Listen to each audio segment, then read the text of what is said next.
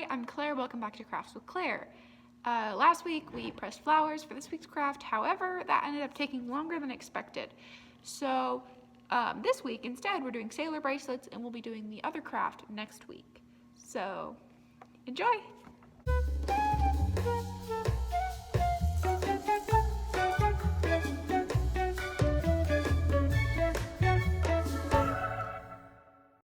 Alright, so here we go. Sailor bracelets. So what you're going to need is some cord. So I'm using some cotton macrame cord.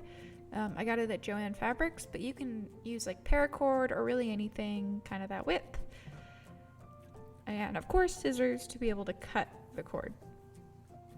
So what you're going to want to do is wrap it around your hand around 10 times to get the approximate length and cut it off. I already did that. So I already have my cord all cut off together, but yeah. So you're going to start and you're going to place the string across your hand, fold it over your hand, and then cross and make an X, like that. Now you're going to come and go over the bottom one, and then you're going to take the outside working string underneath the closest string to it. So basically we're doing a 1-strand braid to start this out here. Now once that is pulled all the way through, I'm going to show you what not to do. So you're going to want to cross it, but what I always tend to want to do is to cross it the wrong direction. So you want to have the outside version of the Y, the outside spine of the Y over top of the inside in comparison to the working strand you're working with. So it sounds a little confusing, but if you watch the video, it should make sense.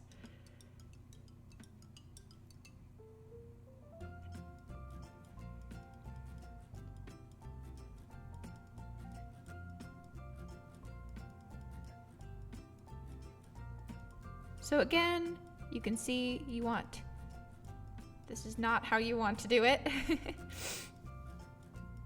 Because then it'll all come loose. So you want the outside strand over top of the inside one in comparison to the string you're working with, and then pull it underneath.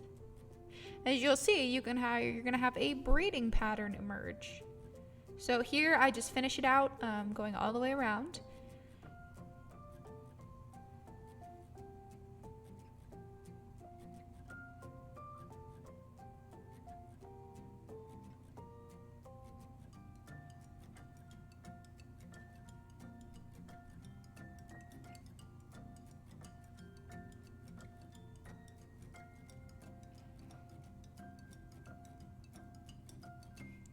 Okay, now that we're all the way done with that, we're going to finish it up just by pulling it through the one last strand that we have there. And what you're going to do next is you are basically going to follow the one of the strands that you have with the string you're working with. So it kind of, you can see you have all three. So whatever one you landed like most close to and it most aligns with, you're going to basically follow that and weave it underneath the areas where it's woven underneath, or over the areas it's over. So see, like we went under that one, and then you're going to see it'll lay flat next to that one and start to kind of create the stranded look that we're going for. So just kind of follow along the strands that you made in the first braid that we did. And it'll kind of they'll just sit next to each other nice and tidy. Now you want to make sure that you're not crossing them over, because that's going to like lead it to not look as nice, and it's also going to make it a little bit lumpy in places. But so you can see you want to keep the strands flat next to each other. So for this part, I'm just going to be going around and doing it, and then when you end up with one, you should get to, like, it should end up, if you did it correctly, it should end to where you finish the first like following right next to another one that needs to be followed. So you're basically going around the next strand that just has one, and then eventually all of them will have two on them.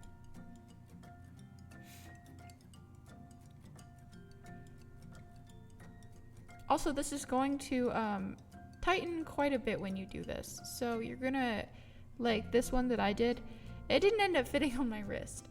because it got too tight from I hadn't like made enough the beginning braid big enough.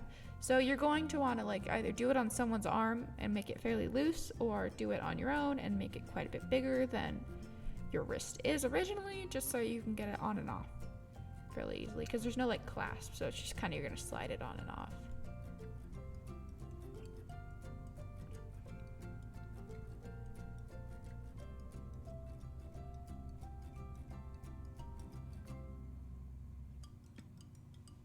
Now finishing it off, you're going to have these two ends. So you're going to have the end that you first started with and the end that you ended with. So what we're going to do is, well, you're going to loop it through one more time. And then we're just going to do a square knot with the two ends that we have. And you can see we have a really pretty pattern. It looks really nice. And so then we can tie the two of them together so they don't come apart. If you have like a paracord or something you're doing with, you can burn the ends so the knot doesn't come apart. But if you're using cotton like I am, you can put some super glue in it and that'll dry the knot shut as well, so that it won't be coming apart anytime soon on you.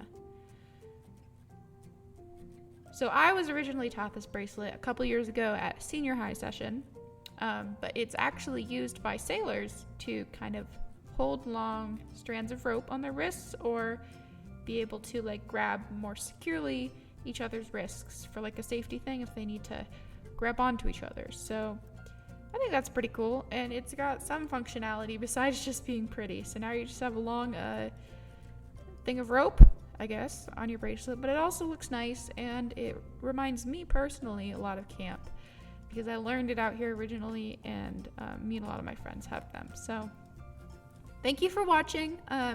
Check out our Instagram and YouTube, as well as our Facebook. We have lots of content going out, as well as check out all of the links relating to letters from camp, stuff like that. All right, bye.